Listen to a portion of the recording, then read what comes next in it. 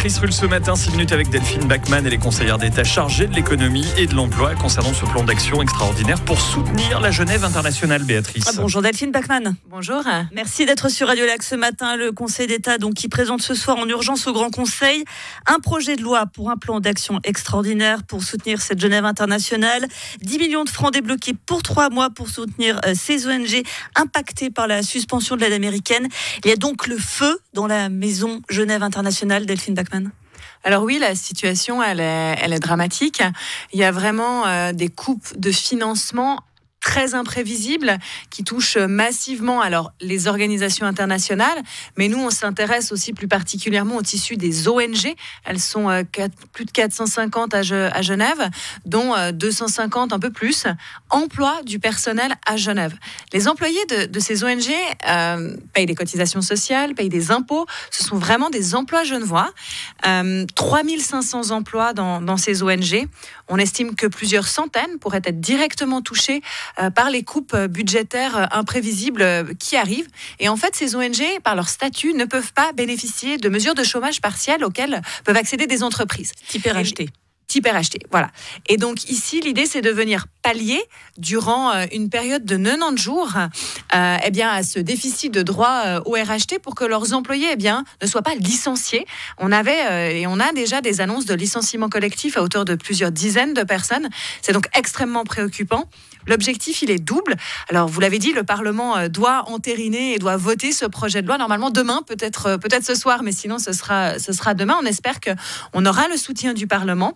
L'objectif est double, c'est de préserver des emplois genevois et puis de donner un peu de temps aux ONG pour se retourner, en espérant évidemment que les financements reviennent, mais aussi pour se tourner vers des financements alternatifs privés. Mais tout de même, 3 mois, c'est peu. 10 millions, ce n'est pas beaucoup. Ça fait presque effet d'annonce pour sauver ces ONG.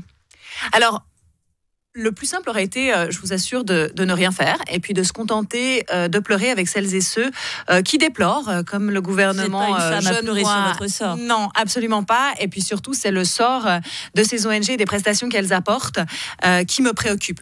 Donc, bien évidemment, c'est leur donner une bouffée d'air. 10 millions, c'est le montant qui est aujourd'hui envisagé que ça pourrait coûter, mais évidemment qu'on n'a pas encore une comptabilité fine du nombre exact d'emplois touchés. Ce qu'on sait, c'est que c'est potentiellement plusieurs centaines et on a vraiment des licenciements collectifs qui vont dans ce sens-là. Donc l'idée, c'est vraiment de préserver l'emploi ici. Alors oui, c'est 3 mois.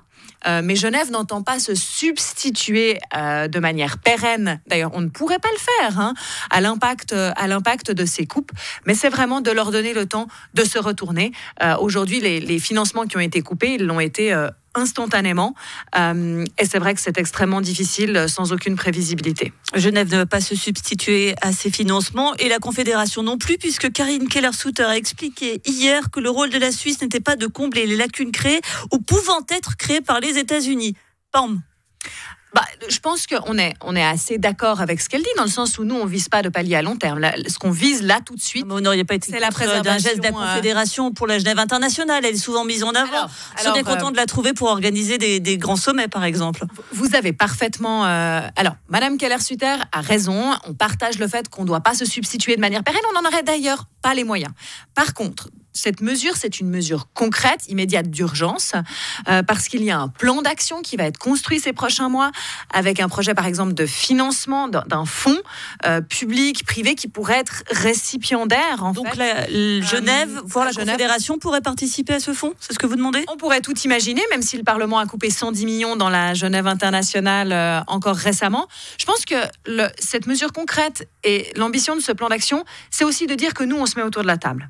C'est un appel aux autres à prendre également leurs responsabilités à leur niveau. Et nous, on part du principe qu'aujourd'hui, on ne peut pas laisser cette situation se dégrader sans rien faire. Donc oui, un projet de fonds public-privé qui pourra accompagner cette fois-ci les organisations internationales à se transformer. La crise risque de perdurer. Elles font face à des enjeux, elles le savent. Elles doivent aussi apprendre à s'organiser différemment. Ça a été le cas du CICR ces derniers mois, ces 2 dernières années. On peut imaginer que les organisations internationales vont traverser cette même période et on entend l'accompagner. Et puis je rappelle que Genève a toujours été un lieu de dialogue. Et c'est aussi une manière pour nous de rappeler que le dialogue doit exister, qu'on doit pouvoir parler ensemble, et ça c'est vraiment sur un plan plus international, et la Confédération, je pense, en a conscience, parler ensemble du futur de ces organisations internationales et de quel plan on veut pour l'avenir, car la Genève internationale fait rayonner Genève, mais fait aussi rayonner toute la Suisse. Et puis, j'aime à le rappeler, c'est plus de 7 milliards en Suisse qui sont dépensés par ce secteur économique genevois. Un discours véritablement d'une future conseillère fédérale. Il y a un poste là actuellement qui est disponible pour le centre dont vous faites partie. Vous êtes candidate ? Non, Béatrice, je vous remercie. Pour l'instant, j'entends... On vous garde. Voilà, alors pour l'instant, j'entends me concentrer pleinement sur le mandat que les électeurs et les électrices vu que ça semble être le poste que personne ne veut, pourquoi pas tenter ? Écoutez, il y a pour l'instant 2 candidats de qualité, évidemment, et puis personne ne connaît le nom ici, mais alors. Évidemment, on aurait pu souhaiter une représentation plus romande et plus féminine. Mais voilà, peut-être que ce sera pour la prochaine fois, on aura un peu plus de candidates et de candidats. Mais voilà, pour l'instant, moi, c'est Genève et c'est le travail que j'entends faire ici qui est ma première priorité. La conseillère d'État genevoise, chargée de l'économie et de l'emploi, Delphine Bachmann. Merci d'avoir été sur Radio Lac ce matin.